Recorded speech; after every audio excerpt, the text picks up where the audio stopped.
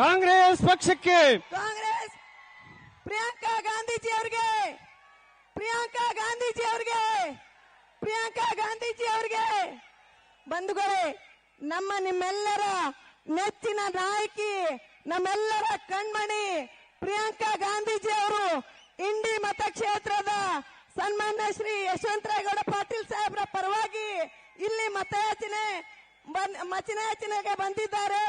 ತಾವೆಲ್ಲರ ಪರವಾಗಿ ಮೇಡಮ್ಗೆ ಒಂದು ಧನ್ಯವಾದಗಳು ಮತ್ತು ಅವರಿಗೆ ಮತ್ತೊಂದು ಸಲ ಜೋರಾಗಿ ಜಯಕಾರ. ಪ್ರಿಯಾಂಕಾ ಗಾಂಧೀಜಿ ಅವರಿಗೆ, ಪ್ರಿಯಾಂಕಾ ಗಾಂಧೀಜಿ ಅವರಿಗೆ. ಕರ್ನಾಟಕ ಸಾರ್ವತ್ರಿಕ ಚುನಾವಣೆ 2023 ಇಂಡಿ ವಿಧಾನಸಭಾ ಮತಕ್ಷೇತ್ರದಲ್ಲಿ ಇಂದು ಈ ದೇಶ ಕಂಡ ಅಪ್ರಮ ನಾಯಕಿ ಪ್ರಿಯಾಂಕಾ ಗಾಂಧೀಜಿ ಮೇಡಮ್ ಅವರು ಇಂಡಿ ನಗರಕ್ಕೆ ಆಗಮಿಸಿದ್ದಾರೆ. ಇವತ್ತು ಸನ್ಮಾನ್ಯ ಶ್ರೀ ನಮ್ಮೆಲ್ಲರ ನೆಚ್ಚಿನ ನಾಯಕರು ಇಂಡಿ ವಿಧಾನಸಭಾ ಮತಕ್ಷೇತ್ರದ ಜನಪ್ರಿಯ ಶಾಸಕರಾಗಿರ್ತಕ್ಕಂಥ ಸನ್ಮಾನ್ಯ ಶ್ರೀ ಯಶವಂತರಾಯಗೌಡ ವಿಠಲಗೌಡ ಪಾಟೀಲ್ ಸಾಹೇಬರು ಈ ಸಭೆಯನ್ನು ಮತ್ತು ಸ್ವಾಗತ ಮತ್ತು ಪ್ರಾಸ್ತಾವಿಕವಾಗಿ ಮಾತನಾಡಬೇಕಾಗಿ ತಮ್ಮಲ್ಲಿ ವಿನಂತಿಯನ್ನು ಮಾಡ್ಕೊಳ್ತಾ ಇದ್ದೇನೆ. ಬಂಧುಗಳೇ,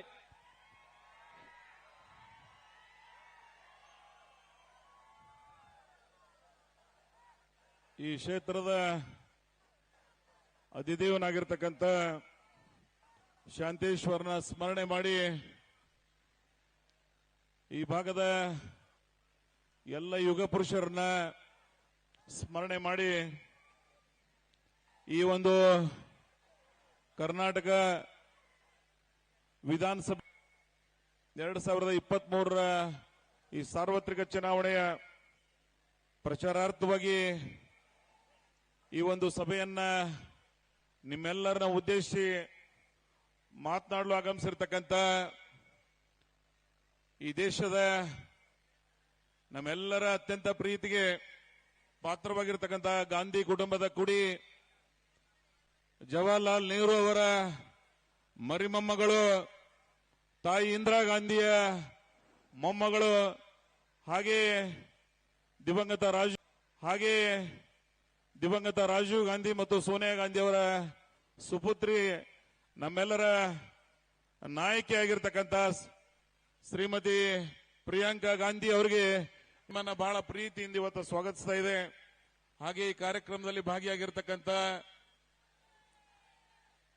ಕರ್ನಾಟಕ ರಾಜ್ಯ ಪ್ರದೇಶ ಕಾಂಗ್ರೆಸ್ ಸಮಿತಿಯ ಕಾರ್ಯಾಧ್ಯಕ್ಷರಾಗಿರ್ತಕ್ಕಂಥ ಸನ್ಮಾನ್ಯ ಸಲೀಂ ಅಹಮದ್ ಸಾಹೇಬ್ರೆ, ಜಿಲ್ಲಾ ಕಾಂಗ್ರೆಸ್ನ ಅಧ್ಯಕ್ಷರಾಗಿರ್ತಕ್ಕಂಥ ಸನ್ಮಾನ್ಯ ಪ್ರೊಫೆಸರ್ ರಾಜು ಅಲ್ಗೂರ್ ಅವರೇ, ವಿಧಾನ ಪರಿಷತ್ನ ಮುಖ್ಯ ಸಚೇತಕರಾಗಿರ್ತಕ್ಕಂಥ ಪ್ರಕಾಶ್ ರಾಠೋಡ್ ಅವರೇ, ಹಾಗೂ ಪ್ರೀತಿ ಜಸ್ವಾಲ್ ಅವರೇ, ಬ್ಲಾಕ್ ಕಾಂಗ್ರೆಸ್ನ ಅಧ್ಯಕ್ಷರಾಗಿರ್ತಕ್ಕಂಥ ಜಾವೀದ್ ಮೊಮಿನ್ ಅವರೇ, ಹಾಗೂ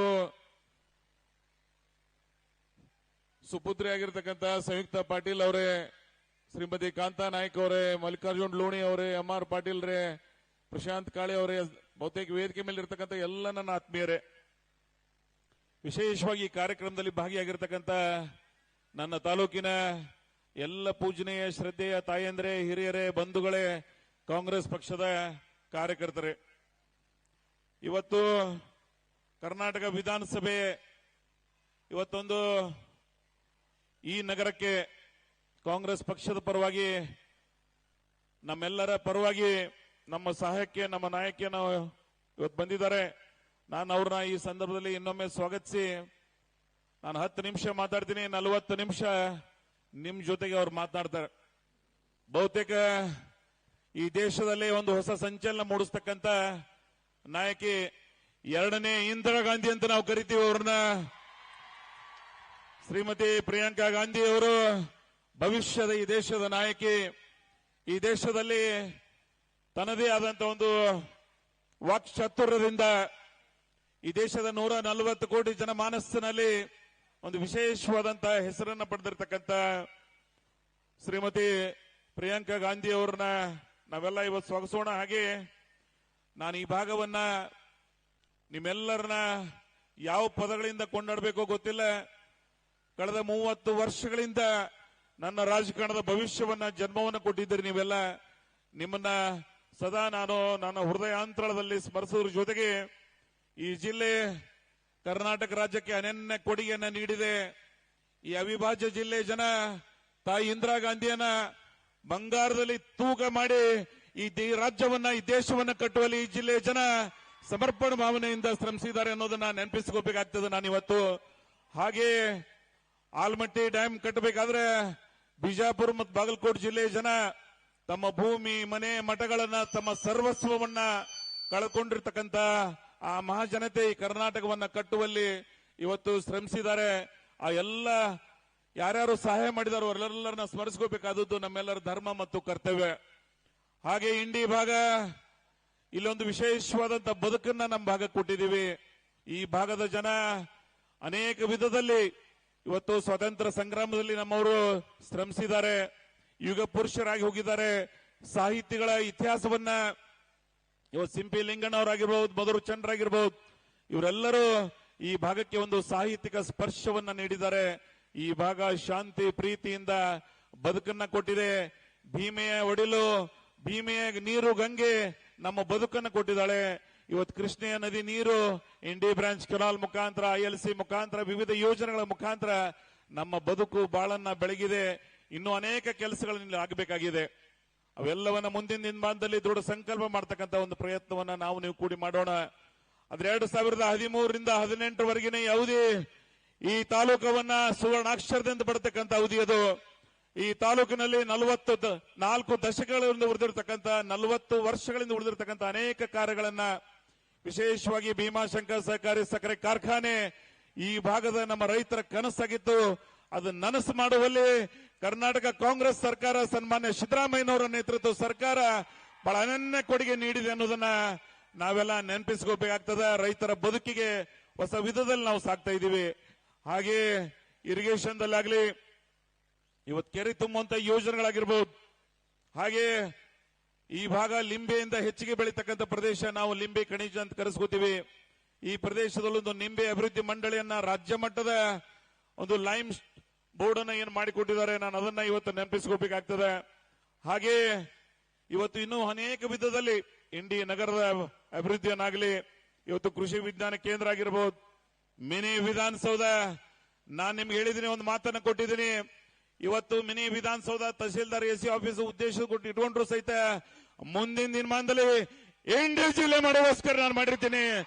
ಅದು ಮುಂದಿನ 2023ರಿಂದ 28ರವರೆಗೆ ಇಂಡಿ ತಾಲೂಕಾಗಿ ಮುಂದಿನ ದಿನಮಾನದಲ್ಲಿ ಇರುವುದಿಲ್ಲ, ಇಂಡಿ ಜಿಲ್ಲೆ ಆಗೋ ಮುಖಾಂತರ ಇದು ಹೊಸ ವಿಧದಲ್ಲಿ ಸಾಕ್ತಕ್ಕಂಥ ಪ್ರಯತ್ನವನ್ನ ಮಾಡೋಣ. ಹಾಗೆ ಇನ್ನು ಉಳಿದ ಅನೇಕ ಕಾರ್ಯಗಳನ್ನ ನಾನು ಹೆಚ್ಚಿಗೆ ಮಾತನ್ನ ಅವ್ರಿಗೆ ಕೊಡ್ತಕ್ಕಂಥ ಒಂದು ಪ್ರಯತ್ನವನ್ನ ಮಾಡೋಣ. ಈ ಭಾಗ ಔದ್ಯೋಗೀಕರಣವನ್ನ ಬೆಳವಣಿಗೆ ಮಾಡಬೇಕಾಗಿದೆ ನಮಗೆಲ್ಲ. ಆ ಔದ್ಯೋಗೀಕರಣ ಇಂಡಿ ಏನೊಂದು ಬ್ರಾಡ್ಗೇಜ್ ಇದೆ, ನ್ಯಾಷನಲ್ ಹೈವೇ 13 ಇದೆ, ಅಲ್ಲಿ ಹೊಸ ವಿಧದಲ್ಲಿ ಔದ್ಯೋಗೀಕರಣ ಒಂದಿಷ್ಟು ಬೆಳವಣಿಗೆ ಮಾಡೋಣ. ಯಾವ ಹೊರ್ತಿ ಭಾಗದಲ್ಲಿ ನೀರಾವರಿ ಆಗದೆ ಉಳಿದಿದೆ, ಅನ್ಕವರ್ಡ್ ಇರಿಗೇಷನ್, ಆ ಪ್ರದೇಶವನ್ನ ನೀರಾವರಿ ಮಾಡತಕ್ಕಂಥ ಪ್ರಯತ್ನವನ್ನ ಮಾಡೋಣ. ಇನ್ನೊಂದಿಷ್ಟು ಮೂಲಭೂತ ಸೌಕರ್ಯಗಳನ್ನು ಒದಗಿಸ್ತಕ್ಕಂಥ ಪ್ರಯತ್ನ ಮಾಡೋಣ. ಜಿಲ್ಲೆ ಆಯ್ತು ಅಂದ್ರೆ ಈ ಭಾಗದಲ್ಲಿ ಶೈಕ್ಷಣಿಕ, ಸಾಮಾಜಿಕ ಎಲ್ಲ ವಿಧದಲ್ಲಿ ಬೆಳವಣಿಗೆ ಆಗ್ಲಿಕ್ಕೆ ಸಾಧ್ಯ ಆಗ್ತದೆ. ಆ ಪ್ರಯತ್ನವನ್ನು ಮಾಡೋಣ ಅನ್ನತಕ್ಕಂಥ ಮಾತನ್ನ ನಾನು ಹೇಳಿ, ಅದರ ಜೊತೆಗೆ ಶಾಂತಿ. ನಮ್ಮ ಪೂರ್ವಜರು ನಮಗೊಂದು ಸಂಸ್ಕೃತಿಯನ್ನು ಕೊಟ್ಟಿದ್ದಾರೆ. ಬಹಳ ಶಾಂತಿಯಿಂದ ಪ್ರೀತಿಯಿಂದ ಇಲ್ಲಿ ರಾಜಕೀಯ ವ್ಯವಸ್ಥೆಯನ್ನು ಬೆಳೆಸಿಕೊಂಡು ಬಂದಿದ್ದೀವಿ. ಕಳೆದ 10 ವರ್ಷದಿಂದ ಈ ತಾಲೂಕಿನಲ್ಲಿ ಯಾವುದೇ ಅಹಿತಕರ ಘಟನೆ ಇರಲಾರದೆ ಶಾಂತಿಯಿಂದ ನಾವೆಲ್ಲ ಇಲ್ಲಿ ಬಾಳಿ ಬದುಕಿದೀವಿ ಅನ್ನೋದನ್ನ, ಆ ಸಂದೇಶ ತಿಳಿಸತಕ್ಕಂಥ ರಾಜಕಾರಣವನ್ನ ಮಾಡಿದೀವಿ. ಹಾಗೆ ಈ ಭಾಗವನ್ನ ಸರ್ವ ವಿಧದಲ್ಲಿ ನಾನೊಬ್ಬ ಕಟ್ಟ ಕಾಂಗ್ರೆಸ್ಸಿಗನಾಗಿ ನನ್ನ ಜೀವನದ ರಾಜಕೀಯ ಭವಿಷ್ಯವನ್ನ 7ನೇ ಚುನಾವಣೆ ಇತ್ತು. ನಿಮ್ಮೆಲ್ಲರ ಆಶೀರ್ವಾದದಿಂದ 3 ಸಲ ಜಿಲ್ಲಾ ಪಂಚಾಯಿತಿ ಸದಸ್ಯನಾಗಿ, ವಿರೋಧ ಪಕ್ಷದ ನಾಯಕನಾಗಿ, ಅಧ್ಯಕ್ಷನಾಗಿ, ಶಾಸಕನಾಗಿ, ಕರ್ನಾಟಕ ನಗರ ನೀರು ಸರಬರಾಜು ಮತ್ತು ಒಳಚರಂಡಿ ಮಂಡಳಿ ಅಧ್ಯಕ್ಷನಾಗಿ ಈ ಪ್ರದೇಶಕ್ಕೆ ಅನೇಕ ಯೋಜನೆಗಳನ್ನು ಕೊಡ್ತಕ್ಕಂಥ ಪ್ರಯತ್ನ ನಾವೆಲ್ಲ ಮಾಡಿದೀವಿ. ಇಂಡಿ ನಗರ ಮೊದಲು ಹೆಂಗಿತ್ತು, ಇವತ್ತು ಹೆಂಗದ. ಈ ಭಾಗದಲ್ಲಿ ಒಂದು ದೊಡ್ಡ ಇತಿಹಾಸವನ್ನ ನಾನು ಸನ್ಮಾನ್ಯ ಶ್ರೀಮತಿ ಪ್ರಿಯಾಂಕಾಜಿ ಅವರಿಗೆ ಒಂದು ಗಿಫ್ಟ್ ಕೊಡ್ತಾ ಇದ್ದೀವಿ. ಯಾವುದು ಅಂತ ಕೇಳಿದ್ರೆ ಪೂಜ್ಯ ಸಿದ್ದೇಶ್ವರ ಮಹಾಸ್ವಾಮಿಗಳನ್ನ ಸ್ಮರಿಸ್ತಕ್ಕಂಥ ಕೆಲಸ ಮಾಡ್ತಾ ಇದ್ದೀವಿ ನಾವು. ಅವರು ನಮ್ಗೆ ಸಂಸ್ಕಾರ ಕೊಟ್ಟಿದ್ದಾರೆ. ಈ ಭಾಗದಲ್ಲಿ ಶಾಂತಿ ಪ್ರೀತಿಯಿಂದ ಬೆಳತಕ್ಕಂಥ ಒಂದು ವಾತಾವರಣ ಕೊಟ್ಟಿದ್ದಾರೆ. ಅವ್ರನ್ನ ಸ್ಮರಿಸೋದ್ರ ಜೊತೆಗೆ ಹೊಸ ವಿಧದಲ್ಲಿ ಇವತ್ತೇನು ನಿಸರ್ಗದಲ್ಲಿ ಅವರು ಬೆರ್ತು ಹೋಗಿದ್ದಾರೆ, ಈ ನಿಸರ್ಗವನ್ನ ರಕ್ಷಣೆ ಮಾಡತಕ್ಕಂಥ ಜವಾಬ್ದಾರಿ ನಮ್ಮೆಲ್ಲರ ಮೇಲಿದೆ. ಇದು ಬರದ ನಾಡು, ಇದಕ್ಕೆಲ್ಲ ಮೋಸ್ಟ್ ಡ್ರಾಟ್ ಇಫೆಕ್ಟೆಡ್ ಏರಿಯಾ ಅಂತ ಕರಿತೀವಿ ನಾವು. ಬ್ರಿಟಿಷರ ಕಾಲದಿಂದ ಅತಿ ಹೆಚ್ಚು ಸಮಸ್ಯೆದಾಯಕ ಜಿಲ್ಲೆ ಇದು. ಈ ಜಿಲ್ಲೆ ಬರಗಾಲವನ್ನ ನಿವಾರಣೆ ಮಾಡಬೇಕಾದ್ರೆ ಇವತ್ತು ನೂರಾರು ವರ್ಷದ ಬ್ರಿಟಿಷರ ಕಾಲದಲ್ಲಿ ಇದ್ದಂತ ಆ ಸಮಸ್ಯೆನ ಇವತ್ತಿಗೂ ಸಹಿತ ನಮ್ಮ ಸರ್ಕಾರಗಳು ಕೆಲವು ಮಟ್ಟಿಗೆ ಸಮಸ್ಯೆ ಪರಿಹಾರ ಮಾಡಿರಬಹುದು ನೀರಾವರಿ ಯೋಜನೆಗಳ ಮುಖಾಂತರ. ಆದ್ರೆ ಇವತ್ತಿಗೂ ಸಹಿತ ಪರಿಹಾರ ಮಾಡಬೇಕಾಗ್ತದೆ. ಕುಡಿಯುವ ನೀರಿನ ಸಮಸ್ಯೆ ತತ್ತರಿಸ್ತಿದ್ದೀವಿ ನಾವೆಲ್ಲ. ಇವತ್ತು ಬಹುಹಳ್ಳಿ ಕುಡಿಯುವ ನೀರಿನ ಯೋಜನೆಯನ್ನು ಮಾಡಿ ಕುಡಿಯುವ ನೀರಿನ ಸಮಸ್ಯೆಯನ್ನು ಪರಿಹಾರ ಮಾಡಿದ್ದೀವಿ. ಅದರಲ್ಲಿ ವಿಶೇಷವಾಗಿ ಇಂಡಿ ನಗರದ ಜನ ಇವತ್ತು ಜಿಲ್ಲಾ ಕೇಂದ್ರ ಬಿಜಾಪುರ ಸೋಲಾಪುರದಲ್ಲಿ ದಿನನಿತ್ಯ ನೀರು ಸಿಗೋದಿಲ್ಲ. ಆದ್ರೆ ಇಂಡಿ ನಗರದ ಜನರಿಗೆ 24/7 ಪ್ರತಿ ಮನೆಗೆ ಇವತ್ತು 3 ಅಂತಸ್ತುವರೆಗೆ ನೀರನ್ನು ಕೊಡ್ತಕ್ಕಂಥ ಯೋಜನೆಯನ್ನು ಮಾಡಿದ್ದೀವಿ. ಈ ನಗರದ ಜನ ಇವತ್ತು ಸಂತೃಪ್ತಿಯಿಂದ ಇದ್ದಾರೆ. ಹಾಗೆ ಇನ್ನು ಅನೇಕ ವಿಧದಲ್ಲಿ ಈ ಭಾಗವನ್ನ ಕಟ್ತಕ್ಕಂಥ ರಾಜಕೀಯ ವ್ಯವಸ್ಥೆಯನ್ನ ಮಾಡಿದ್ದೀವಿ. ನಾನು ಒಂದ್ ಮಾತನ್ನ ನಿಮ್ಮಲ್ಲಿ ಕೊನೆಯದಾಗಿ ಹೇಳ್ತೀನಿ. ಇವತ್ತು ಕರ್ನಾಟಕದಲ್ಲಿ ಈ ಬಿಜೆಪಿ ಭ್ರಷ್ಟ ಸರ್ಕಾರವನ್ನ ಕಿತ್ತಿಸಬೇಕಾದದ್ದು ಬಹಳ ಮುಖ್ಯವಾಗಿದೆ. ಈ ಬಿಜೆಪಿಯನ್ನ 40% ಕರಪ್ಷನ್ ಬಹುತೇಕ ಕರ್ನಾಟಕದ ಹೆಸರು ಇಡೀ ದೇಶದಲ್ಲಿ ಹಾಳು ಮಾಡಿದ್ದಾರೆ. ಇವ್ರನ್ನ ಕಿತ್ತಿಸಬೇಕಾಗ್ತಕ್ಕಂಥ ನಿರ್ಣಯವನ್ನ ಈ ರಾಜ್ಯದ ಜನ ನಾಳೆ ಬರಲಿರುವ 10ನೇ ತಾರೀಕಿನ ದಿವಸ ಈ ರಾಜ್ಯದ ಜನ 150 ಸ್ಥಾನಕ್ಕಿಂತ ಹೆಚ್ಚಿಗೆ ಕರ್ನಾಟಕದಲ್ಲಿ ಇವತ್ತು ಕಾಂಗ್ರೆಸ್ ಅಧಿಕಾರಕ್ಕೆ ಬರ್ತಾ ಇದೆ. ಈ ಜಿಲ್ಲೆಯಲ್ಲೂ ಸಹಿತ 8 ಸ್ಥಾನವನ್ನ ಕಾಂಗ್ರೆಸ್ ಗೆಲ್ತಕ್ಕಂಥ ಒಂದು ವಾತಾವರಣ ನಿರ್ಮಾಣ ಆಗ್ತಾ ಇದೆ. ಆ ದಸೆಯಲ್ಲಿ ನಾವೆಲ್ಲ ಸಾಗಬೇಕಾಗಿದೆ. ಹಾಗೆ ನಿನ್ನೆ ನಮ್ಮ ಪಕ್ಷದ ಪ್ರಣಾಳಿಕೆಯನ್ನ ಬಿಡುಗಡೆ ಮಾಡಿದ್ದಾರೆ. ಆ ಪ್ರಣಾಳಿಕೆಯನ್ನ ನೋಡಿದ್ರಿ ಅಂದ್ರೆ ನವ ಕರ್ನಾಟಕ ನಿರ್ಮಾಣ ಮಾಡತಕ್ಕಂಥ ಸಂಕಲ್ಪವನ್ನ ನಮ್ಮ ನಾಯಕರು ಮಾಡಿದ್ದಾರೆ. ಇವತ್ತು ವಿಶೇಷವಾಗಿ ಗಾಂಧಿ ಫ್ಯಾಮಿಲಿ ನಮ್ಮ ಕರ್ನಾಟಕಕ್ಕೆ ಒಂದು ದೊಡ್ಡ ಕೊಡುಗೆಯನ್ನ ನೀಡಿದೆ. ನಮ್ಮ ಈ ರಾಜ್ಯ ಕಂಡ ಒಬ್ಬ ಅಪರೂಪದ ನಾಯಕ ಡಾಕ್ಟರ್ ಮಲ್ಲಿಕಾರ್ಜುನ್ ಖರ್ಗೆ ಸಾಹೇಬರನ್ನ ಎಐಸಿಸಿ ಅಧ್ಯಕ್ಷರು ಮಾಡುವ ಮುಖಾಂತರ ಹೊಸ ಚೈತನ್ಯವನ್ನ ತುಂಬಿದ್ದಾರೆ. ಅವರ ಮಾರ್ಗದರ್ಶನದಲ್ಲಿ ಇವತ್ತು ನಾವು ಚುನಾವಣೆಯನ್ನು ಮಾಡ್ತಾ ಇದ್ದೀವಿ. ಈ ರಾಜ್ಯ ಕಂಡ ಒಬ್ಬ ಜನಮಾನಸ್ಸಿನ ನಾಯಕ 2013ರಿಂದ 2018ರವರೆಗೆ ಅನೇಕ ಭಾಗ್ಯಗಳನ್ನು ನೀಡಿರ್ತಕ್ಕಂಥ ಸರ್ದಾರ ಸನ್ಮಾನ್ಯ ಸಿದ್ದರಾಮಯ್ಯನವರು ಇವತ್ತು ನಮ್ಮ ಪಕ್ಷದ ನೇತೃತ್ವವನ್ನು ವಹಿಸಿ ಚುನಾವಣೆಯನ್ನು ಮಾಡ್ತಾ ಇದ್ದೀವಿ. ಹಾಗೆ ಕರ್ನಾಟಕ ಪ್ರದೇಶ ಕಾಂಗ್ರೆಸ್ ಸಮಿತಿ ಅಧ್ಯಕ್ಷರಾಗಿರ್ತಕ್ಕಂಥ ಸನ್ಮಾನ್ಯ ಡಿ.ಕೆ. ಶಿವಕುಮಾರ್ ಅವರು ಎಂದು ಅಧಿಕಾರ ಪದಗ್ರಹಣ ಮಾಡಿದ್ದಾರೆ. ಕೋವಿಡ್ ಸಮಯದಲ್ಲಿ ಅವರು ಅಧಿಕಾರ ಪದಗ್ರಹಣ ಮಾಡಿದ್ರು. ಆದ್ರೆ ಬಹಳ ಅವಿರತವಾಗಿ ಪಕ್ಷದ ಸಂಘಟನೆಯಲ್ಲಿ ಶ್ರಮಿಸಿದ್ದಾರೆ. ಹಾಗೆ ಈ ರಾಜ್ಯದ ಎಲ್ಲ ನಾಯಕರುಗಳು ಪಕ್ಷಕ್ಕಾಗಿ ಶ್ರಮಿಸಿದ್ದಾರೆ ಅನ್ನತಕ್ಕಂಥ ಮಾತನ್ನ ಹೇಳಿ ನಾನು ಸಲೀಂ ಮಾತಾಡಬಹುದಾ?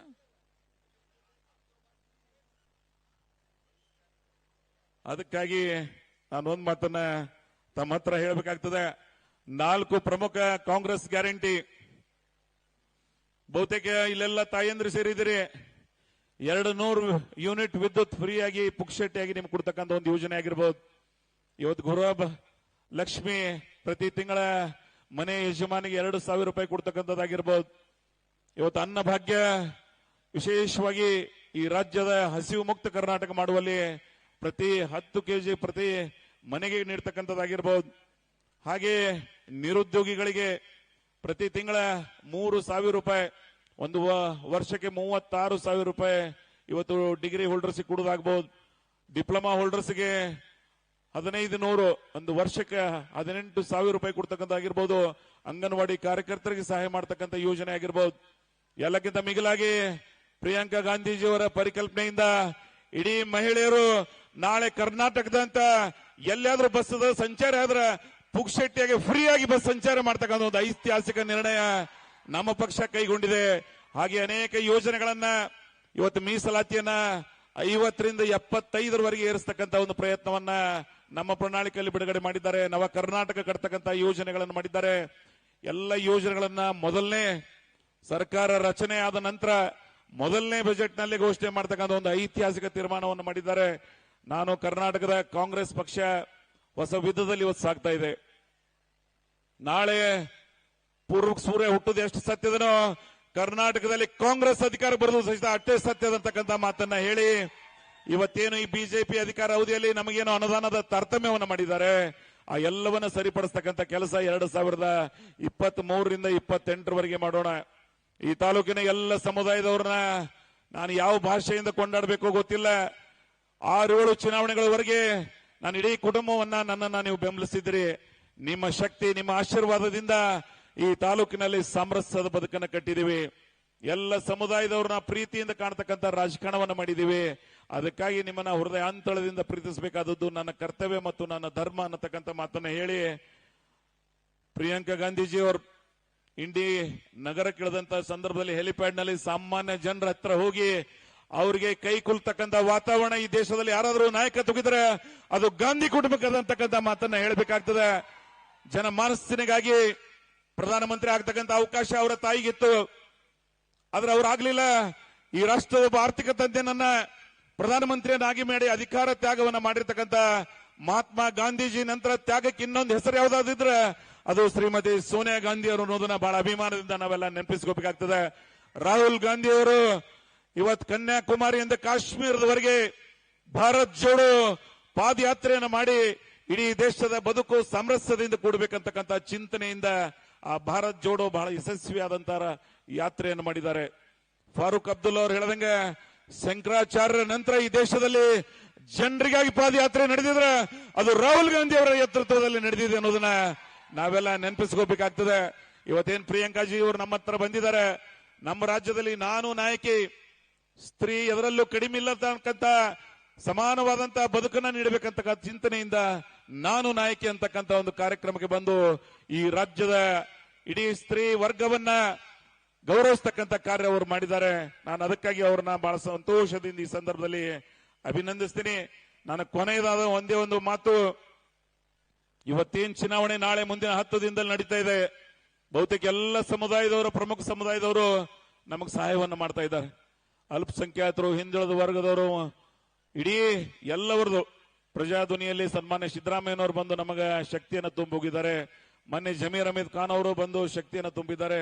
ಇವತ್ತು ವಿಶೇಷವಾಗಿ ಪ್ರಿಯಾಂಕಾಜಿ ಅವರು ನಿಮ್ಮ ಹತ್ರ ಯಾಕೆ ಬಂದಿದ್ದಾರೆ ಅಂದ್ರೆ, ನೀವು 2013ರಲ್ಲಿ ಈ ತಾಲೂಕಿನ ಇತಿಹಾಸದಲ್ಲಿ ಏನೊಂದು 33,000 ಮತಗಳ ಅಂತರದ ಗೆಲುವನ್ನು ಕೊಟ್ಟಿದ್ರಿ. ಆ ಗೆಲುವು ಇವತ್ತು 23ರಲ್ಲಿ ಆಗಲಿ ಅಂತಕ್ಕಂಥ ಕಳಕಳಿಯಿಂದ ನಿಮ್ಮ ಹತ್ರ ನಿವೇದನೆ ಮಾಡ್ಕೊಳಕ್ ಬಂದಿದ್ದಾರೆ. ನಾನು ಹೆಚ್ಚಿಗೆ ಬಹಳ ಮಾತನಾಡಿದ್ರೆ ನಮ್ಮ ನಾಯಕಿ ಪ್ರಿಯಾಂಕಾಜಿ ಅವರು ತಮ್ಮನ್ನು ಉದ್ದೇಶಿಸಿ ಮಾತನಾಡಲಿ. ಅವರ ಮಾತುಗಳನ್ನ ನೀವೆಲ್ಲ ಶಾಂತ ರೀತಿಯಿಂದ ಕೇಳಬೇಕು.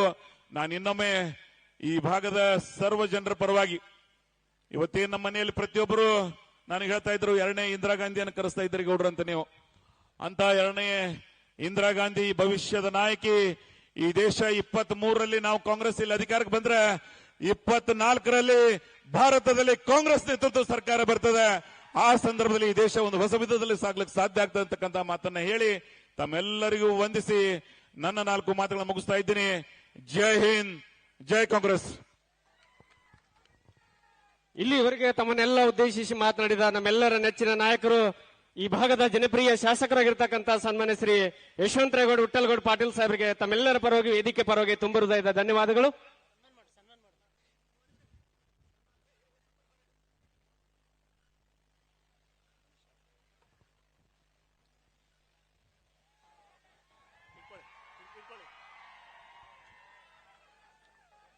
ಈ ದೇಶದ ಅಪ್ರತಿಮ ನಾಯಕಿ ಶ್ರೀಮತಿ ಪ್ರಿಯಾಂಕಾ ಗಾಂಧೀಜಿ ಮೇಡಮ್ ಅವರಿಗೆ ನಮ್ಮೆಲ್ಲರ ನೆಚ್ಚಿನ ನಾಯಕರು, ಈ ಭಾಗದ ಶಾಸಕರಾಗಿರ್ತಕ್ಕಂಥ ಸನ್ಮಾನ್ಯ ಶ್ರೀ ಯಶವಂತರೇಗೌಡ ವಿಠ್ಠಲಗೌಡ ಪಾಟೀಲ್ ಸಾಹೇಬರು ಸನ್ಮಾನ ಮಾಡ್ತಾರೆ. ತಮ್ಮೆಲ್ಲರೂ ಮತ್ತೊಮ್ಮೆ ಜೋರಾಗಿ ಚಪ್ಪಾಳೆ ಅಂತ ಮುಖಾಂತರ ಅವರಿಗೆ ಗೌರವಿಸಬೇಕಾಗಿ ತಮ್ಮಲ್ಲಿ ಕೇಳ್ಕೊತಾ ಇದ್ದೇನೆ.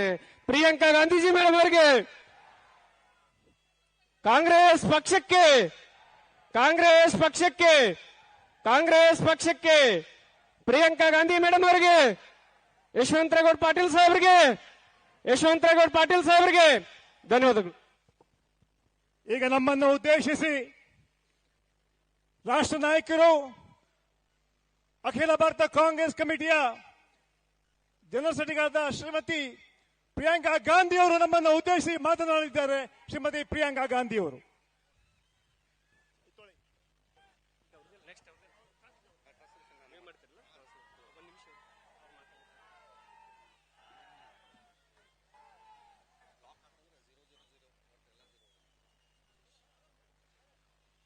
ತಮ್ಮನ್ನೆಲ್ಲ ಉದ್ದೇಶಿಸಿ ದೇಶದ ಅಪ್ರತಿಮ ನಾಯಕಿ, 2ನೇ ಇಂದಿರಾ ಗಾಂಧಿ ಅಂತೇಳಿ ಪ್ರತಿರೂಪವನ್ನಾಗಿ ಆಗಿರ್ತಕ್ಕಂಥ ಶ್ರೀಮತಿ ಪ್ರಿಯಾಂಕಾ ಗಾಂಧೀಜಿ ಮೇಡಮ್ ಅವರು ತಮ್ಮನ್ನೆಲ್ಲ ಉದ್ದೇಶಿಸಿ ಮಾತನಾಡಲಿದ್ದಾರೆ. ದಯವಿಟ್ಟು ತಾವೆಲ್ಲರೂ ಶಾಂತ ರೀತಿಯಿಂದ ಕೂತ್ಕೋಬೇಕಾಗಿ ತಮ್ಮಲ್ಲಿ ವಿನಂತಿ ಮಾಡ್ಕೊಳ್ತಾ ಇದ್ದೀನಿ ಬಂಧುಗಳೇ.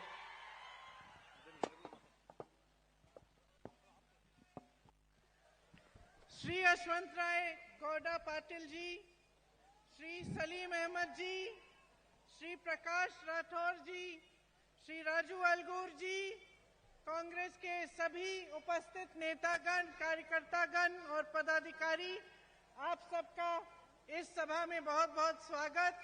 मेरी प्यारी बहनों और मेरे प्यारे भाइयों, आपका भी बहुत बहुत स्वागत और धन्यवाद कि इतने समय से आप मेरा इंतजार कर रहे हैं। ವೇದಿಕೆ ಮೇಲಿರುವ ಎಲ್ಲ ಗಣ್ಯಮಾನ್ಯರೇ, ನೆರೆದಿರ್ತಕ್ಕಂಥ ಜನಸ್ತೋಮ, ವಿಶೇಷವಾಗಿ ಹೆಣ್ಣು ಮಕ್ಕಳು ನನ್ಗೋಸ್ಕರ ಇಷ್ಟೊಂದು ಕಾಯ್ದಿದ್ದೀರಿ, ನಿಮ್ಗೆಲ್ಲರಿಗೂ ನಾನು ಧನ್ಯವಾದಗಳನ್ನ ಅರ್ಪಿಸ್ತೇನೆ। मेरी बहनें बहुत समय से इंतजार कर रही हैं। सुबह खाना पका के आई होंगी। ನೀವೆಲ್ಲ ಬೆಳಗ್ಗೆ ಅಡಿಗೆ ಮಾಡಿ ಬಂದಿದ್ದೀರಿ ಅಂತ ಹೇಳಿ ನಾನು ಅನ್ಕೊಂಡಿದ್ದೀನಿ। ಅಡಿಗೆ ಮಾಡಿ ಬಂದಿದ್ದೀರಾ ಹೆಣ್ಮಕ್ಳು? और मेरे भाई, आप सब अपने अपने काम, अगर आप दुकान चला रहे हैं या बिजनेस चला रहे हैं या खेती करते हैं, उसको छोड़ के यहाँ आए मेरी बातों को सुनने के लिए। इसके लिए मैं आपकी बहुत आभारी हूँ। ಇವತ್ತು ನಿಮ್ಮೆಲ್ಲ ಕೆಲಸಗಳನ್ನ ಬದಿಗೊತ್ತಿ ನನ್ನನ್ನು ಕೇಳಲು ಇಲ್ಲಿವರೆಗೂ ಬಂದಿದ್ದೀರಿ, ನಿಮ್ಗೆಲ್ಲರಿಗೂ ನಾನು ಧನ್ಯವಾದಗಳನ್ನ ಅರ್ಪಿಸ್ತೇನೆ। देखिए, आपका जीवन मेहनत का जीवन है।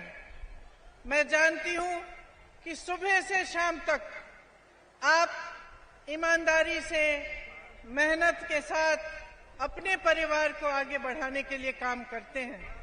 ಇವತ್ತು ನನಗೆಲ್ಲರೂ ಗೊತ್ತಿದೆ, ನೀವೆಲ್ಲರೂ ಕೂಡ ಬಹಳ ಕಷ್ಟಪಟ್ಟು ನಿಮ್ಮ ಜೀವನವನ್ನ ತೆಗಿತಾ ಇದ್ದೀರಿ ಅಂತ ಹೇಳಿ। आपकी यही आशा होती है कि आगे बढ़कर आपके बच्चों का भविष्य मजबूत बने। नौजवान लड़कियां हैं तो आप सोचते होंगे कि कोई अच्छा रोजगार मिल जाए, काम करें, कमाएं, तो उनका भी क्या हो रहा है? ಮೈಕ್ ಕೇಳಿಸ್ತಾ ಇಲ್ಲ, ದಯವಿಟ್ಟು ಒಂದ್ ಸ್ವಲ್ಪ ಮೈಕ್ ಜೋರ್ ಮಾಡ್ರಿ। ಪ್ರಿಯಾಂಕಾ ಮೇಡಮ್ ಅವ್ರದ್ದು ಕೇಳಿಸ್ತಾ ಇಲ್ಲ ನಮಗೆ। Okay, no problem. I am not able to hear. Sorry, you couldn't hear me। I can't hear you. Okay, now मैं कह रही थी, शायद सुनाई नहीं दिया उन्हें, मैं कह रही थी कि आपकी इच्छा क्या होती है, आपकी आशाएं, महत्वाकांक्षाएं क्या है। सबसे पहले कि जो आपके बच्चे हैं वो जब बड़े होते हैं, उनकी अच्छी नौकरी लगे, वो कमाएं, उनका आत्मविश्वास बना रहे और उनका एक मजबूत भविष्य बने। But they are hearing. I can't hear you at all. We'll go to the next. No, अच्छा, you didn't hear me again. We'll go to the next one.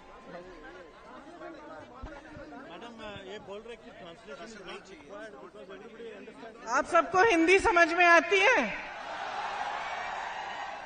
ठीक है, फिर मैं ऐसे ही बोलती हूँ। तो देखिए, आप क्या चाहते हैं? आप अपने बच्चों के लिए एक मजबूत भविष्य चाहते हैं, इसीलिए दिन रात मेहनत करते हैं। और कोई भी हो, मैं भी अपने बच्चों के लिए यही चाहती हूँ।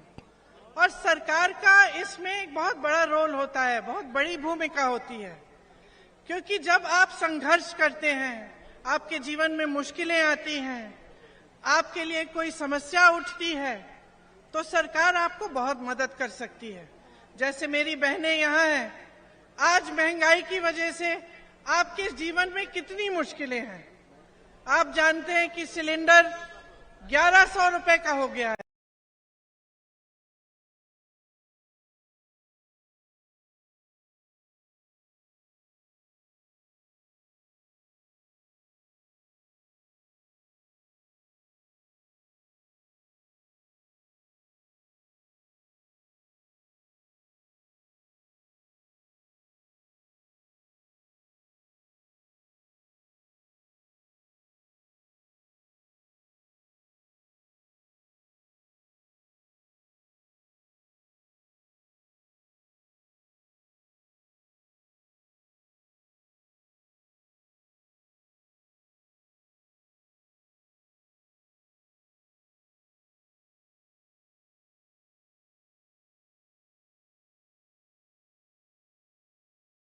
उतने ही पैसों के लिए।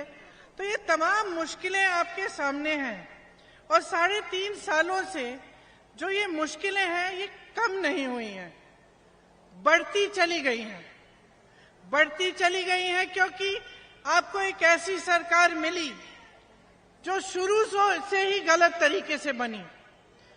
शुरू से ही इन्होंने लालच की वजह से, सत्ता की वजह से विधायकों को खरीदा और एक सरकार को तोड़ के ये सरकार बनाई। तो शुरू से इनकी नीयत क्या थी? इनकी नीयत थी कि सत्ता में आना है, लूट मचाना है, अपने आप आगे बढ़ना है और जनता की मुसीबतों को पूरी तरह से नकारना है। यही इनकी नीयत थी।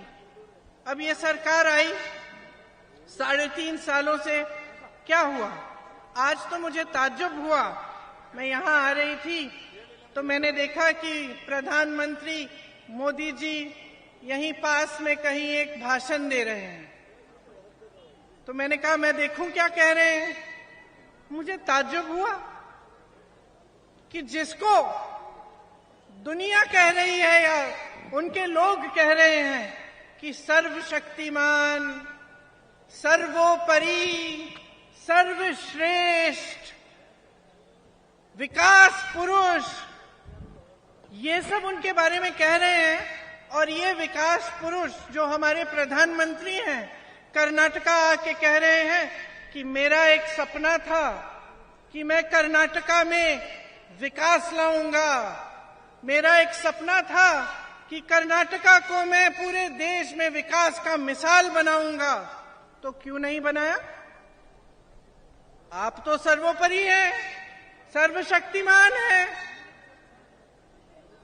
अंतर्यामी हैं, सब जगह आप ही आप हैं। तो आपने क्यों नहीं किया? अपना सपना साकार क्यों नहीं किया? और जब मैं पूछना चाहती हूं कि जब भाजपा की सरकार, आप ही की बनाई गई सरकार, जनता को 40% सरकारा बन के लूट रही थी, तो आप क्या कर रहे थे? लेकिन आज मुझे समझ में आ गया, जब ये लूट मच रही थी तो आपकी आंखें बंद क्यों थी? आपकी आंखें बंद इसलिए थी क्योंकि आप सपना देख रहे थे, बिजी थे, बहुत बड़े बड़े सपने देख रहे थे। तो आपने लूट मचने दी, आपने चोरी होने दी, आपने रोका नहीं किसी को। ये कैसी बात हुई? 40% सरकारा क्यों है आपकी सरकार का नाम? कॉन्ट्रैक्टर्स आत्महत्या कर रहे हैं आपकी सरकार में, चिट्ठी लिखते हैं प्रधानमंत्री जी को, सर्वज्ञानी अंतर्यामी जी को, कोई जवाब नहीं आता, कोई जवाब नहीं आता। आत्महत्या करते हैं किसान, कोई समस्या नहीं देख रहा है किसानों की, कोई राहत नहीं आती। इस तरह से हर स्तर पर कर्नाटका को लूटा और लूटते लूटते गवर्नेंस, किस तरह से सरकार चलेगी, कैसे हम रोजगार दिलवाएंगे, ये सब बातें सब भूल गए। आज चुनाव आया है, इधर उधर की बातें हो रही हैं। हम यूपी में जब कोई इधर उधर की ज्यादा बातें करते हैं तो हम कहते हैं भाई मुद्दे पे आओ, मुद्दे पे आओ। ये तो मुद्दे पे आ ही नहीं रहे हैं। मुद्दे क्या हैं? विकास, आपके लिए अस्पताल बनाना, आपके लिए शिक्षा के संस्थान बनाना, आपकी सड़कों को बनाना, आपके नौजवानों को रोजगार दिलवाना, मेरी बहनों को महंगाई से राहत देना, किसानों को आगे बढ़ाना, यही तो मुद्दे हैं। तो ये लोग क्यों नहीं बात कर रहे हैं इन मुद्दों के? 3.5 सालों से इनकी सरकार रही है, क्या किया इन्होंने? महंगाई इतनी बढ़ चुकी है कि आप, जैसे मैंने कहा, कुछ खरीद ही नहीं पा रहे हैं। किसान त्रस्त है, परेशान है, हर तरफ से उसकी परेशानी बढ़ी रही है। जीएसटी कर करके इतनी महंगाई बढ़ा दी है कि छोटे दुकानदार ही अपने आप परेशान हैं, उनके बिजनेस चल ही नहीं रहे हैं। जो मीडियम बिजनेस है, स्मॉल मीडियम बिजनेस है, वो चल ही नहीं पा रहे हैं। और लूट कम नहीं हुआ है बहनों और भाइयों, 1.5 लाख करोड़ रुपए लूटे हैं कर्नाटका से। 3.5 सालों में इतने पैसे की कोई सोच भी नहीं सकता। लेकिन हमने देखा कि भैया देखते हैं इन 1.5 लाख करोड़ रुपयों का बन क्या सकता था। और ताज्जुब होगा आपको जान के, जितना पैसा इन्होंने लूटा है इससे आपके लिए 100 एम्स के अस्पताल बन सकते थे। 2250 किलोमीटर लंबी 6 लेन की एक्सप्रेसवे बन सकती थी। 187 ESI हॉस्पिटल बन सकते थे। 30,000 स्मार्ट क्लासरूम, सोचिए 30,000 स्मार्ट क्लासरूम जिसमें बच्चे पढ़ सकते थे, आपके उनको शिक्षा मिल सकती थी। 30 लाख अफोर्डेबल हाउसिंग के घर, 30 लाख गरीबों के लिए घर बन सकते थे।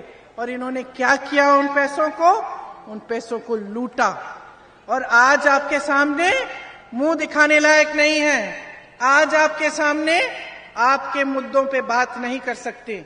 इसलिए हर रोज कोई नया मुद्दा उठाते हैं जिससे आपके विकास, आपके जीवन, आपके रोजमर्रा की जो समस्याएं हैं उससे कोई मतलब नहीं है। आपने खुद ही देखा होगा कि बेंगलुरु जैसे बड़े शहर से कितनी सारी कंपनियां चली गई हैं इन 3.5 सालों में। मोटोरोला, एप्पल, नोकिया, ओला, सैमसंग छोड़ के चले गए। कोई चेन्नई गया, कोई हैदराबाद गया, क्योंकि लूट इतनी है कि इंफ्रास्ट्रक्चर ही खराब हो रहा है। बेंगलुरु जैसे शहर में, आपका भी शहर है, बेंगलुरु जैसे विश्व प्रसिद्ध शहर में 35 लोग गड्ढे के अंदर गिरकर मर गए। और यहां विकास के इतने मौके हैं, क्यों नहीं किए जा रहे हैं? तो मैं आपसे कहना चाहती हूं कि हर स्तर पर, चाहे आप नंदिनी को देखिए, आपने बनाया नंदिनी। आज भाजपा की सरकार कहती है नंदिनी में दूध इकट्ठा नहीं हो रहा है, कम हो रहा है, अमूल को गुजरात से लाते हैं। लेकिन 3.5 साल पहले जब कांग्रेस की सरकार थी तो आपको क्षीरा भाग्य मिला, क्षीरधारे मिला, सब्सिडी मिलती थी दूध के लिए किसानों को 5 रुपए प्रति लीटर। दूध इतना इकट्ठा हो रहा था कि मुफ्त में स्कूल के बच्चों को मिल सकता था। तो अब अचानक कैसे कम हो गया? अचानक ये कैसे कह रहे हैं? क्योंकि ये भी झूठ है। ये जो नंदिनी आपने बनाई, इसको भी लूटने की कोशिश है। गुजरात से अमूल को लाएंगे, आस्ते आस्ते नंदिनी को खत्म कर डालेंगे। जिस स्तर पे आप देखें, जिस तरफ आप देखें, आपको सिर्फ लूटा गया है और मजाक उड़ाया गया है गवर्नेंस का। आज मेरे नौजवान भाई बहन यहां पे खड़े हैं, कितनों को सरकारी रोजगार मिला है? किसी को नहीं मिला है। और 2.5 लाख सरकारी पद खाली पड़े हुए हैं, लेकिन नौकरियां आपको मिल नहीं रही हैं। जो नौकरी के मौके होते हैं, रोजगार के मौके होते हैं, कहां से आते हैं? छोटे दुकानों से, छोटे बिजनेसों से, मीडियम बिजनेसों से। बड़े बड़े जो PSU होते थे, जो सरकार के होते थे, उससे बहुत नौकरियां बनती थी। और किसानों को मजबूत करके, खेती मजबूत करके और रोजगार बनता था। लेकिन इनमें से कौन से काम किए इन्होंने? कोई ऐसा काम नहीं किया। बड़े बड़े PSU अपने उद्योगपति दोस्तों को दे दिए, प्राइवेट कर दिए, वहां से नौकरियां बंद। जो छोटे दुकान है, छोटे बिजनेस है, उनकी कमर तोड़ दी, आगे बढ़ नहीं पा रहे हैं। किसानों का तो पूछिए मत। आपके लिए यहां आपके प्रदेश में गन्ने का जो दाम है सबसे कम है। दूसरे प्रदेशों में 3500, 4000 का मिलता है, यहां सबसे कम है। तो ये परिस्थितियां भाजपा ने बनाई। और आपसे भी एक शिकायत है, आपने बनाने दी, क्योंकि आप बार बार चुनाव आता है और बार बार आपका ध्यान भटक जाता है। आप जवाब ही नहीं मांगते। आपने ये माहौल बना दिया है देश में, प्रदेश में, कि कुछ ना करे नेता, तब भी उसको मालूम होता है कि वो आके मंच पे खड़े हो जाएगा, कोई जज्बाती मामला उठा लेगा, धर्म की बात करेगा, जाति की बात करेगा, तो बस फिर से जीत जाएगा।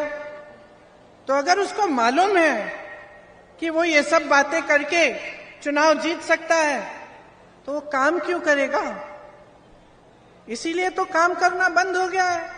इसीलिए तो जवाबदेह सरकारें बनती नहीं है, क्योंकि जब मौका आता है चुनाव का, तो ऐसा ध्यान भटका देते हैं आपका मीडिया में ये सब डाल के और धर्म की बातें करके और इधर उधर की बातें करके कि आप भूल जाते हैं कि आपका वोट तो आपके लिए लगना चाहिए। आपका वोट आपके विकास के लिए, आपके बच्चों के विकास के लिए जाना चाहिए। आप भूल जाते हैं, आपके जज्बात उठ जाते हैं, आप भूल जाते हैं। तो इसीलिए मैं चाहती हूं कि आज आपके सामने खड़े हुए आपसे वोट नहीं मांग रहा है मुझे, आपकी जागरूकता मांग रही हूं मैं कह रही हूं जाग जाओ, बहुत हो गया है, 10 साल होने वाले हैं। जब देखो मंच पे आके फिजूल की बातें करते हैं। अरे बताएं तो सही, 3.5 सालों में कर्नाटका में किया क्या? अगर किया है तो बता पाओगे। मैं बताती हूं कांग्रेस ने क्या किया जब कांग्रेस की सरकार थी। अन्ना भाग्य बनाया, क्षीरधारे, क्षीर भाग्य, पशु भाग्य, आरोग्य भाग्य, विद्याश्री, इंदिरा कैंटीन, ये सब तो कांग्रेस की स्कीम थी और इससे आपको सुविधा मिली।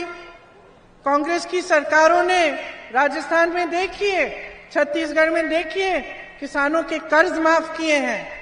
छत्तीसगढ़ में 18 लाख किसानों के कर्ज माफ हुए हैं। ये कम नहीं है बहनों और भाइयों। आज भी धान का दाम सबसे ज्यादा छत्तीसगढ़ में मिल रहा है।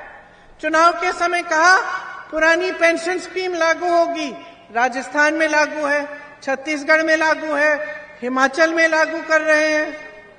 तो आप अगर जागरूक नहीं बनेंगे और आप खुद नहीं देखेंगे कि भाई 3.5 सालों से इनकी सरकार है, क्या मेरे जीवन में तरक्की आई है कि नहीं? मैं पूछ रही हूं आपसे, जब से बीजेपी की सरकार है कर्नाटका में, आपके जीवन में तरक्की आई है कि नहीं? सुनाई नहीं दे रहा, जोर से बोलो। नहीं आई? किसानों के जीवन में आई? मजदूरों को राहत मिली? मेरी बहनों को महंगाई से राहत मिली? आप नौजवान खड़े हैं, आपको जॉब मिला? तो जागो, जागो। देखो 3.5 साल से कुछ नहीं हुआ है। आपके जीवनों में मुश्किलें बढ़ी हैं कि नहीं? बढ़ी है ना? तो कौन बदलाव लाएगा? ये माहौल कौन बदलेगा? आप ही बदल सकते हो, खासतौर से तुम लोग जो नौजवान हो।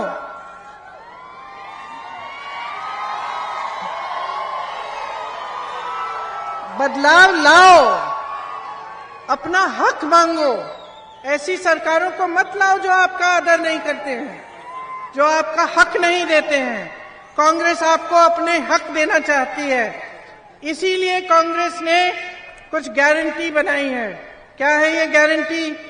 100% प्रगति लाएंगे। ये जो 1.5 लाख करोड़ रुपए इन्होंने लूटे हैं, ये हम किसानों के लिए, इनको मजबूत बनाने के लिए डालेंगे। 2.5 लाख सरकारी पद खाली पड़े हैं, शर्म की बात है। कांग्रेस ने ये प्रयास करेगी कि 1 साल के अंदर अंदर ये 2.5 लाख पद भरे जाएंगे। गृह ज्योति योजना लाना चाहते हैं हम।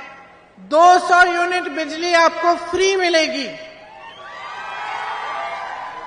अन्ना भाग्य में आपको 10 किलो चावल मिलेगी। और ऐसी चावल नहीं जो मुझे एक महिला ने बताया 2 दिन पहले कि दीदी जो चावल हमें मिल रही है वो हम खा ही नहीं पाते। हम अच्छी चावल देंगे, आपको 10 किलो देंगे। युवाओं, एक युवा निधि स्टार्ट करेंगे।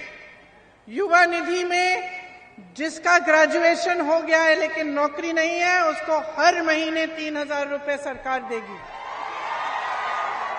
और जिसका डिप्लोमा है उसको 1,500 रुपए हर महीने सरकार देगी। गृह लक्ष्मी योजना, मेरी बहनों, सबसे ज्यादा मेहनत आप करती हो।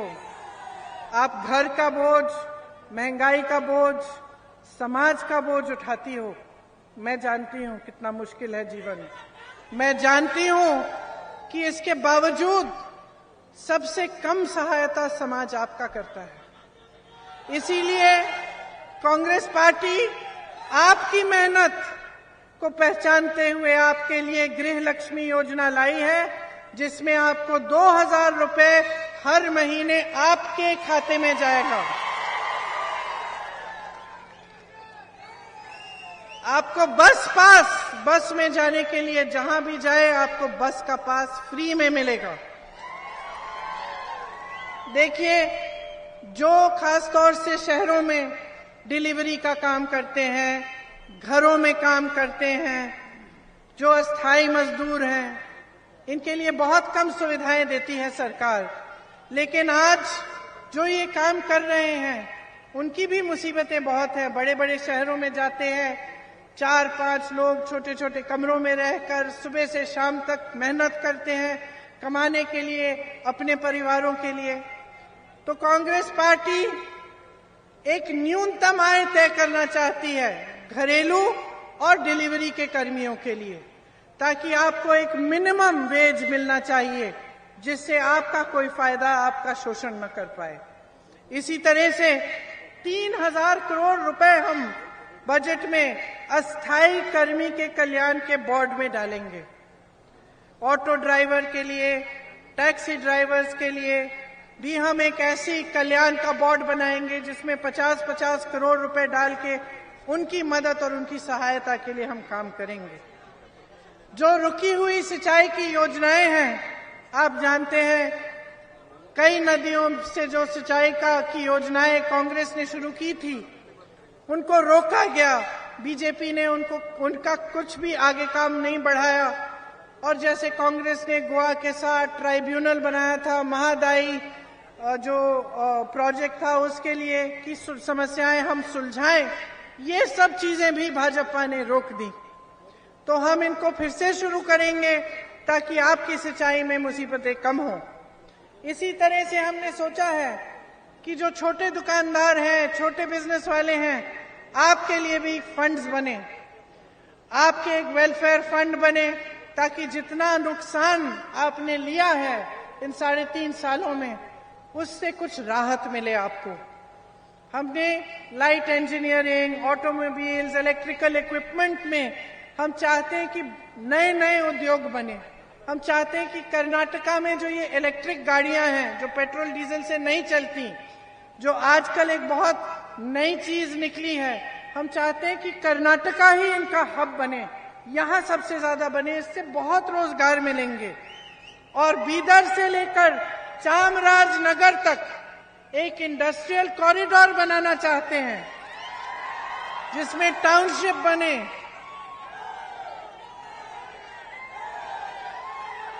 और अनेक विधानसभाओं में 10 करोड़ के स्टार्टअप फंड कि ये जो नौजवान हैं अगर एक छोटी सी बिजनेस शुरू करना चाहते हैं तो उस विधानसभा से ही उनको थोड़ा सा पैसा, थोड़ी सी मदद मिल सकती है कि अपने ही पैरों पे खड़े हो जाएं। कर्नाटका के लिए बहुत सारी चीजें सोची हैं। बेंगलुरु में एक टूरिज्म और बिजनेस के लिए, जैसे दुबई में होता है, गोल्ड और डायमंड पार्क बने। जैसे बेंगलुरु में आईटी सेक्टर मजबूत हुआ है और दुनिया में जाना जाता है, तो क्यों ना ये काम छोटे छोटे शहरों में भी, जो 2 टियर की शहर हैं, उनमें क्यों नहीं कर सकते। तो हमारा प्लान है कि मैसूरू, हुबली, धारवाड़, गुलबर्गा, बेल्लारी, चित्रदुर्गा जैसे जो छोटे शहर हैं, इसमें भी हम आईटी को मजबूत करें, टेक को मजबूत करें। ये सब हमारी योजनाएं हैं, हम आपके लिए करना चाहते हैं। ये कल्याण कर्नाटका है। आपको मालूम है कि कांग्रेस ने ही 371J का, जो आर्टिकल 371J है संविधान का, कांग्रेस ही लाई थी और यहाँ के लिए तमाम विकास के रास्ते खोले। इसके लिए सोनिया जी लड़ी, मनमोहन सिंह जी लड़े और मल्लिकार्जुन खड़गे जी, जो आज कांग्रेस के अध्यक्ष हैं, वो बहुत लड़े। और जब ये आर्टिकल 371J लाए तो हमारे मन में यही था कि कर्नाटका को पूरी तरह से हम विकसित करेंगे। उसकी वजह से रोजगार मिले, किसानों की सिंचाई की सुविधा मिली, कल्याण कर्नाटका का बहुत विकास हुआ। आज वो विकास कहां गया? 3.5 सालों में सारा बंद कर चुके हैं। बेरोजगारी बढ़ गई है। आपको याद होगा यहां पे यादगीर रेलवे कोच की फैक्ट्री खोली थी। ये सब कांग्रेस ने किया था। लेकिन आज भयंकर बेरोजगारी है कल्याण कर्नाटका में। पीने का साफ पानी नहीं मिल रहा है आपको। मुख्यमंत्री जी ने कोई ध्यान नहीं दिया इस क्षेत्र में। 40,000 सरकारी नौकरियां खाली पड़ी हैं इसी क्षेत्र में, कल्याण कर्नाटका में है। 16,000 शिक्षकों के पद खाली हैं और शिक्षित लोग हैं। क्यों नहीं भरे जा रहे हैं? क्योंकि हर तरफ से इन्होंने आपको पूछा नहीं है, घोटाले किए हैं। आप भर्ती के इम्तिहान देते हैं, पीएसआई का इम्तिहान देखिए, पुलिस के कर्मी खड़े हैं, बच्चे मेहनत करते हैं, पेरेंट्स उनके माँ बाप फीस भरते हैं ट्यूशंस के लिए कि भर्ती के इम्तिहान के लिए तैयारी अच्छी होगी, अच्छी नौकरी मिलेगी। तो ये सब मेहनत करने के बाद, पढ़ाई लिखाई करने के बाद, फीस भरने के बाद क्या पता चलता है? उसमें भी घोटाला कर दिया। तो ये परिस्थितियां बन गई हैं कर्नाटका की। और जैसे मैं आपसे कह रही थी, ये परिस्थितियां सिर्फ आप बदल सकते हो, ये आप ही के हाथों में है। समझ लो, महान इतिहास है आपका, आपकी संस्कृति दुनिया भर में जानी जाती है। यहाँ के महान गुरु महात्मा सबने ये संस्कृति आपके साथ बनाई, आपके समाज ने बनाई। आपका एक ऐसा प्रदेश है जो मुझे याद है, जब मैं छोटी थी मेरे पिताजी कहते थे हम कर्नाटका में बहुत विकास कर सकते हैं, वहां पे आईटी टेक की बड़ी बड़ी शहरें बना सकते हैं। और मैं पूछती थी कैसे? छोटी थी, मुझे नहीं मालूम था।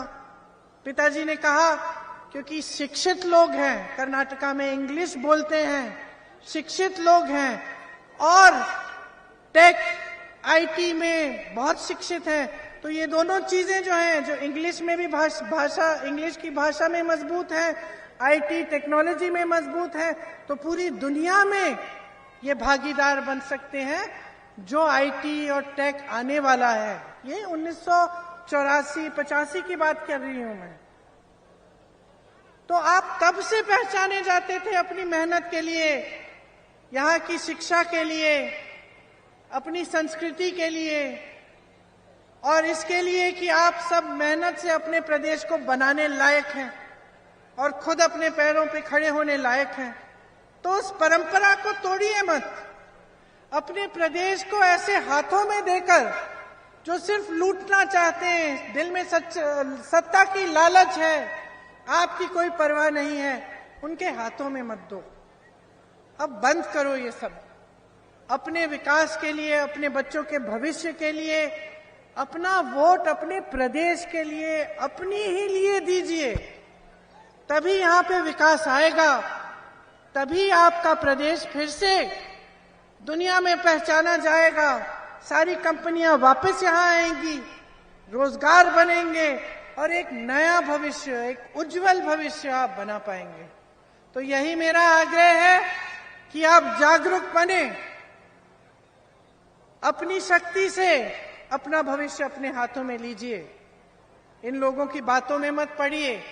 देखिए कांग्रेस ने आपके लिए कितना काम किया, क्या क्या योजनाएं लाना चाहती है, और कांग्रेस को एक इस तरह की बहुमत से जिताइए कि उस सरकार को कोई तोड़ ना पाए। एक मजबूत सरकार बनाइए, एक स्थिर सरकार बनाइए, क्योंकि एक मजबूत और स्थिर सरकार जो तोड़ी नहीं जा सकती है, बहुत काम कर सकती है। तभी उसका पूरा ध्यान विकास पे जाता है। नहीं तो जोड़ तोड़ की कोशिशें जब होती हैं बाहर से, तो सरकार का ध्यान भी उसे बचाने में चले जाता है। इसीलिए बहुत ही महत्वपूर्ण है, खास तौर से आपके कल्याण क्षेत्र के लिए, कि आप पूर्ण बहुमत से, भारी से भारी बहुमत से कांग्रेस की सरकार बनाएं और अपने भविष्य को एक बार फिर मजबूत बनाएं। आपने मेरी बहुत लंबी लंबी बातें सुनी, गर्मी भी हो रही है, अब मैं आपको छोड़ती हूँ।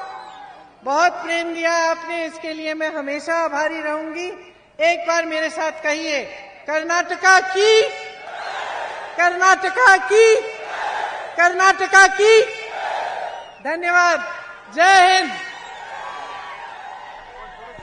ಇಲ್ಲಿಯವರೆಗೆ ತಮ್ಮನ್ನೆಲ್ಲ ಉದ್ದೇಶಿಸಿ ಮಾತನಾಡಿದ ಶ್ರೀಮತಿ ಪ್ರಿಯಾಂಕಾ ಗಾಂಧೀಜಿ ಮೇಡಮ್ ಅವರಿಗೆ ತಮ್ಮೆಲ್ಲರ ಪರವಾಗಿ ಮತ್ತು ವೇದಿಕೆಯ ಪರವಾಗಿ ತುಂಬ ಹೃದಯದ ಧನ್ಯವಾದಗಳನ್ನು ಅರ್ಪಿಸ್ತಾ ಇದ್ದೇವೆ ಬಂಧುಗಳೇ. ಪ್ರಿಯಾಂಕಾ ಗಾಂಧಿ ಅವರಿಗೆ, ಪ್ರಿಯಾಂಕಾ ಗಾಂಧಿ ಅವರಿಗೆ, ಯಶವಂತರಗೌಡ ಪಾಟೀಲ್ ಸಾಹೇಬರಿಗೆ, ಯಶವಂತರಗೌಡ ಪಾಟೀಲ್ ಸಾಹೇಬರಿಗೆ, ಕಾಂಗ್ರೆಸ್ ಪಕ್ಷಕ್ಕೆ, ಕಾಂಗ್ರೆಸ್ ಪಕ್ಷಕ್ಕೆ, ಕಾಂಗ್ರೆಸ್ ಪಕ್ಷಕ್ಕೆ, ಕಾಂಗ್ರೆಸ್ ಪಕ್ಷಕ್ಕೆ ಧನ್ಯವಾದಗಳು.